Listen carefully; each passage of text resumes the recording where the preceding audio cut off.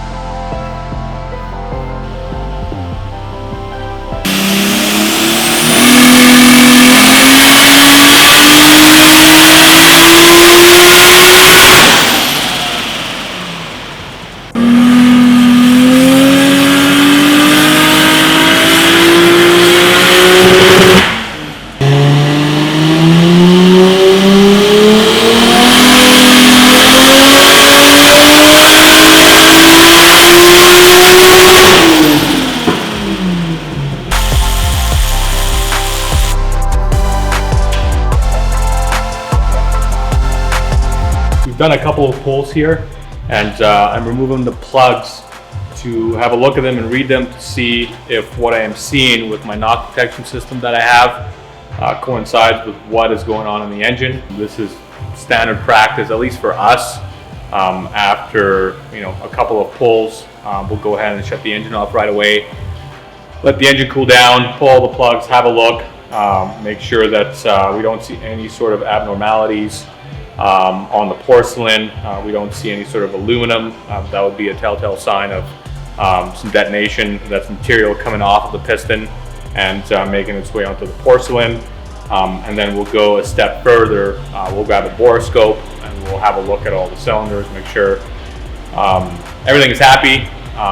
The last thing that you want is to go ahead and cause some severe damage that would warrant a repair or a rebuild. This thing looks to be happy. It made some decent power for an engine that has about 200,000 kilometers on it. So I think this customer would be very pleased. And then, down the road, he would be a block away and maybe a fuel system upgrade for making even more power. So yeah, this is what we're doing here.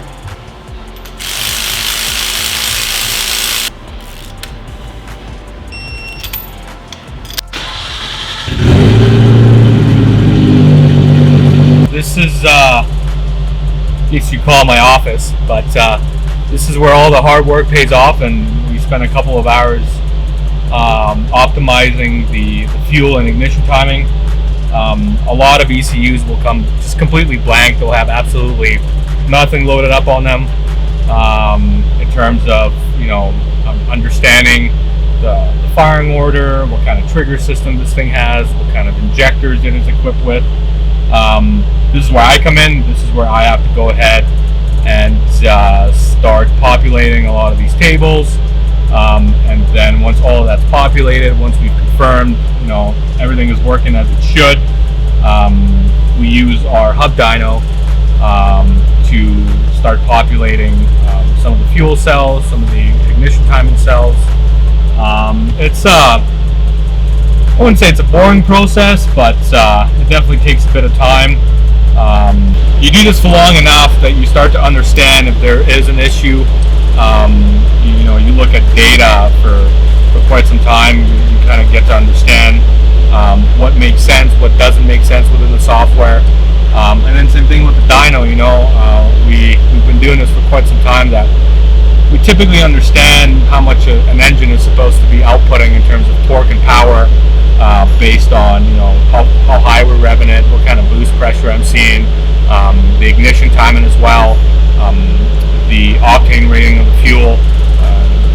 You start to know what is this thing supposed to be making at the hub. So if something doesn't coincide on the dyno with what we're used to, we'll go ahead and pause and start investigating. But This thing, all in all, has been doing relatively well.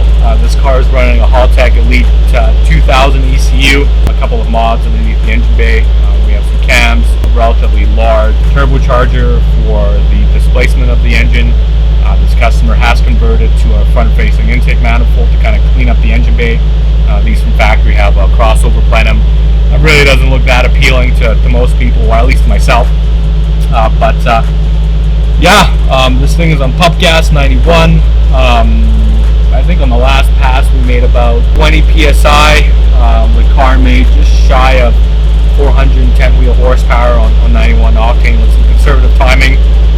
This engine does have 200,000 kilometers on it, so this customer was looking for reliability and longevity over kind of peak power. So we'll probably leave it at where it's at right now, and then down the road when he is ready to put a bottom end into this or do a quality fuel, he does kind of have a good foundation in terms of having the turbo that's capable of supplying enough air to make 500-600 horsepower. So this is where we're going to leave it. After we're done the dyno session, we do kind of spend another half a day on the street just confirming everything. It's all nice and dandy to make the power, but you don't want the car to be a gas guzzler, so we ensure that the car is responsive, it has great fuel economy.